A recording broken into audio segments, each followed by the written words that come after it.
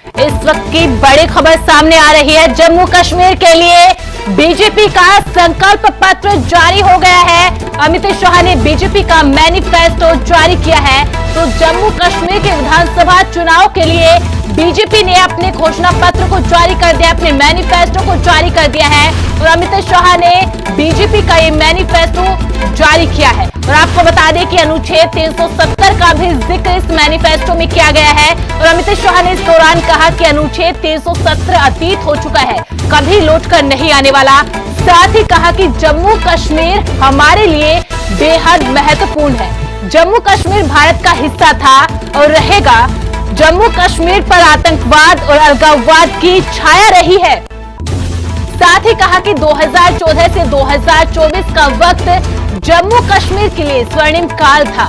तो जम्मू कश्मीर के बीजेपी का संकल्प पत्र जारी करते हुए अमित शाह ने 370 का जिक्र किया और साथ ही कहा कि जम्मू कश्मीर हमारे लिए बहुत जरूरी है, बेहद महत्वपूर्ण है। और साथ ही कहा कि जम्मू कश्मीर के लिए 2014 से लेकर 2024 का जो वक्त था वो स्वर्णिम काल था।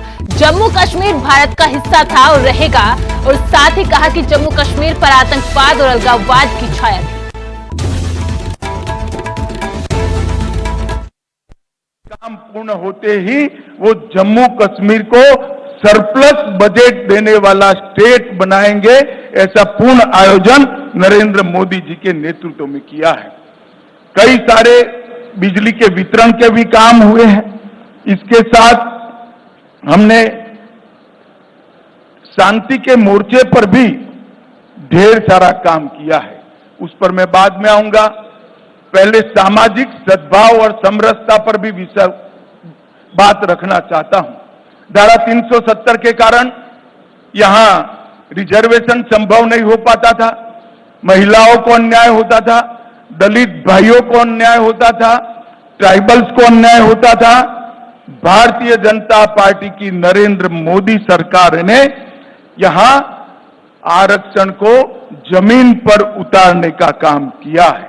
आज एससी वर्ग का भी आरक्षण हुआ है, आर्थिक रूप से कमजोर वर्ग का 10% आरक्षण हुआ है, ओबीसी का आरक्षण बढ़ाया गया है। गुर्जर, बकरवाल और पहाड़ियों को सालों से जो आरक्षण नहीं मिलता था, उसको आरक्षण देने की शुरुआत नरेंद्र मोदी जी के नेतृत्व में हुई है। हमने एनसी का एजेंडा देखा है, उन्होंने कहा है कि हम इस पर पुनः विचार करेंगे। मैं श्री उमर अब्दुल्ला को बताना चाहता हूं, उमर साहब, चुनाव का नतीजा जो आए वो आए, हम गुर्जर, बकरवाल और पहाड़ी के आरक्षण को आपको छूने नहीं देंगे, ये बात आप याद रखें। ये भारतीय जनता पार्टी का संकल्प है। भाई और बहनों, ग्रास रूट डेमोक्रेसी, पहले डेमोक्रेसी 3 परिवारों में सीमित होकर रह गई थी। ना पंचायत चुनाव होते थे, ना तहसील पंचायतें बनती थी, ना जिला पंचायतें होती थी। भारतीय जनता पार्टी की सरकार ने ग्राम पंचायत, तहसील पंचायत, जिला पंचायत और म्यूनिसिपैलिटी के चुनाव कर पंचायती राज को बहाल करने का काम किया है और यहां लोकतंत्र को प्रस्थापित किया है। पहले जम्मू कश्मीर में एक जमाना था कि 10% अगर वोटिंग हो जाती है तो सारे अंग्रेजी अखबारों में हेडलाइन बनता था कि जम्मू कश्मीर में डबल डिजिट वोटिंग हुआ। आज मैं बताना चाहता हूं, ब्लॉक विकास परिषद के चुनावों में 98.3% और अभी जो हुआ आम चुनाव उसमें 58.46% वोट, जो रिकॉर्ड वोट है, जो बताता है कि घाटी और जम्मू दोनों की जनता लोकतंत्र के साथ है। बम की परछाइयां, धमाके, मशीन गनों की आवाज कश्मीर में लंबे समय तक सुनी गई। ये 10 साल में धारा 370 हटाने के बाद विशेष रूप से यहां के सुरक्षा परिदृश्य में आमूलचूल परिवर्तन हुआ है। पहले कुल घटनाएं 7,217 10 साल में हुई थी, 4 से 14 में, 14 से 24 में सिर्फ 2272 पर आकर अटकी और वो 70% की कमी बताती है। कुल मृत्यु में 66% और नागरिकों की मृत्यु में 80% कमी दर्ज करने का काम हमारे प्रशासन ने किया है और सिक्योरिटी फोर्सेस की मृत्यु में भी भारी मात्रा में कमी आई है। और इसके साथ जो आम जनों के साथ जुड़ा हुआ है, ऑर्गेनाइज टाउन पेल्टिंग 2010 के मानांक को पकड़े तो 2654 घटनाएं थी। 31 अगस्त 2024 तक 23 से 24 में एक भी घटना स्टोन पेल्टिंग की नहीं हुई। ऑर्गेनाइज हड़ताल पहले 132 थी, पाकिस्तान में बैठकर हड़ताल का नारा देते थे, घाटी बंद हो जाती थी। 132 के बनाम एक भी बंद नहीं हुआ है। स्टोन पेल्टिंग में नागरिकों की मृत्यु 112 हुई थी, अब 0 है और जख्मी सिक्योरिटी फोर्सेस भी 0 है। 30 साल के बाद घाटी में थिएटर चालू हुए हैं, रात्रि शो चालू हुआ है और 32 साल के बाद ताजिया का जुलूस शांतिपूर्वक तरीके से निकला है। अमरनाथ की यात्रा हो या मां वैष्णो देवी की यात्रा हो, रिकॉर्ड तोड़ यात्रिकों ने जम्मू कश्मीर की विजिट की है और यहाँ के टूरिज्म में बहुत बड़ा बदलाव आया है और बढ़ोतरी हुई है। संपूर्ण टेरर इकोसिस्टम को ध्वस्त करने के लिए ढेर सारे काम करे गए और अभी मैं एनसी का घोषणा पत्र पढ़ता था, मुझे तो आश्चर्य हो रहा है, कोई पॉलिटिकल पार्टी इस प्रकार का घोषणा पत्र जारी करती है और कांग्रेस जैसी राष्ट्रीय दल इसका मौन समर्थन करती। मैं राहुल गांधी जी को पूछना चाहता हूं कि आप देश की जनता के सामने और जम्मू कश्मीर की जनता के सामने स्पष्ट करें, आपका मौन धारण करने से कुछ नहीं होता। क्या नेशनल कॉन्फ्रेंस के एजेंडा के साथ कांग्रेस पार्टी सहमत है या नहीं है? आप हाँ या ना में जवाब दीजिए। मुझे मालूम है वो नहीं देंगे, मैं बता देता हूं वो पूर्णतया सहमत है। क्या एजेंडा है? पत्थरबाजी की घटना करने वालों को हम छोड़ देंगे, टेररिज्म के केस में जो जेल में इन पर पुनर्विचार करेंगे, जो टेररिस्टों के सगे संबंधी पर कठोर कार्यवाही की है इस पर पुनर्विचार करेंगे, फिर से 2 झंडे प्रस्तावित करेंगे। क्या कांग्रेस पार्टी ये एजेंडा के साथ सहमत है? क्या आप 370 फिर से वापिस लाना चाहते हो? इसकी बात आपने करनी चाहिए।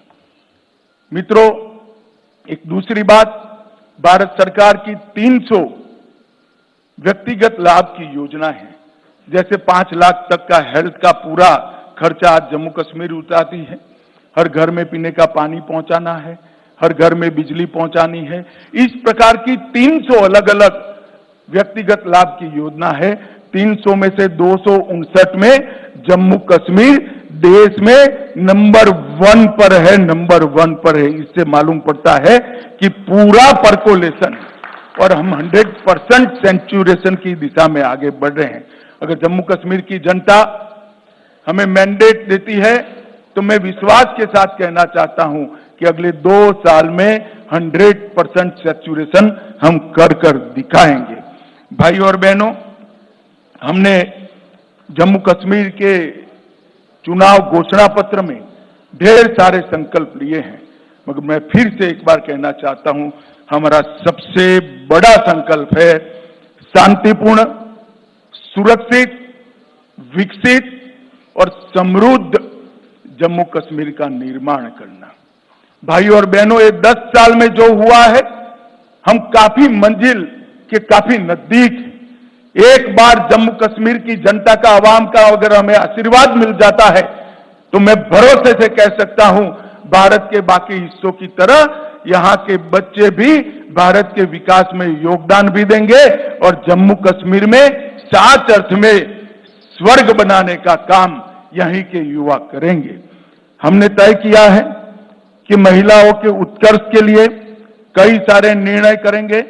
हम मां सम्मान योजना के तहत सबसे वरिष्ठ माता को, घर में एक वरिष्ठ महिला को, बहन को प्रतिवर्ष 18,000 रुपये की सहायता उनके जीवन यापन के लिए देंगे।